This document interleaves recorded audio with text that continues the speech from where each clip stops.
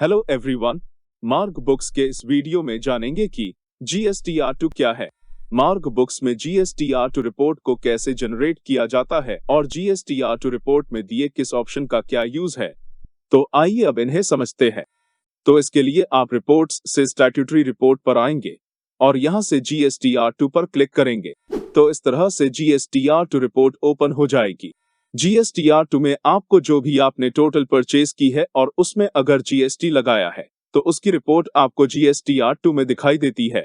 अब सबसे पहले आप राइट साइड से डेट पर क्लिक करके डेट सेलेक्ट कर लेंगे कि आप कब से कब तक की GSTR2 रिपोर्ट देखना चाहते हैं और फिर ओके कर देंगे।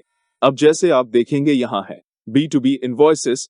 B2B का मतलब है बिजनेस टू बिजनेस। इसमें रेगुलर डीलर से की गई टैक्सेबल परचेज की GST रिपोर्ट दिखाई देती है। नेक्स्ट है टैक्सेबल परचेसेस। जो भी आपकी टैक्सेबल परचेसेस है वो आपको यहाँ शो हो जाएगी। क्रेडिट डेबिट नोट्स रेगुलर, हम रेगुलर डीलर से की गई परचेसेस के अगेंस्ट जो क्रेडिट नोट और डेबिट नोट बनाते हैं उनकी इंफॉर्मेशन इसमें शो होती है। इसके बाद हेडिंग है to be uploaded on the GST portal, यानी कि इस हेडिंग में दी गई सभी इंफॉर्मेशन हमें खुद GST पोर्टल पर अपलोड करनी होगी। इसमें पहले है B2B अनरजिस्टर्ड इनवॉइस।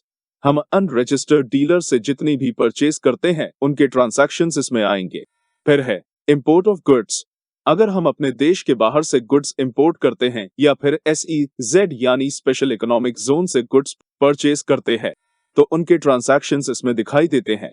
इसके बाद है क्रेडिट डेबिट नोट्स अनरजिस्टर्ड। अगर हम अनरजिस्टर्ड डीलर से कोई परचेज करते हैं और उसके अगेंस्ट कोई क्रेडिट नोट या डेबिट नोट बनाते हैं तो उसकी इंफॉर्मेशन हमें इसमें दिखाई देगी। नेक्स्ट है निल रेटेड इनवॉइसेस और इसमें पहले है कंपोजिशन।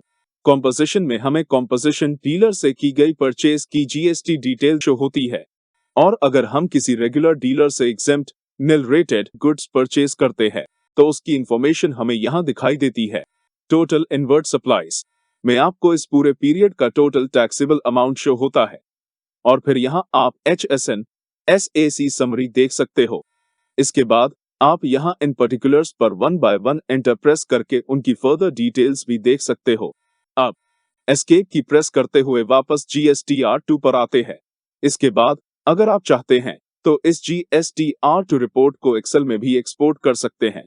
तो GSTR2 रिटर्न एक्सेल पर क्लिक करते हैं तो इस तरह से रिपोर्ट एक्सेल में एक्सपोर्ट हो जाएगी और साथ ही नीचे आपको अलग अलग B2B unregistered, credit note registered etcetera के टैब्स दिखाई देंगे जहां आप GSTR2 रिपोर्ट की समरी देख सकते हैं। तो दोस्तों, इस वीडियो में आपने मार्क बुक्स में GSTR2 रिपोर्ट के बारे में जाना। Thanks for watching.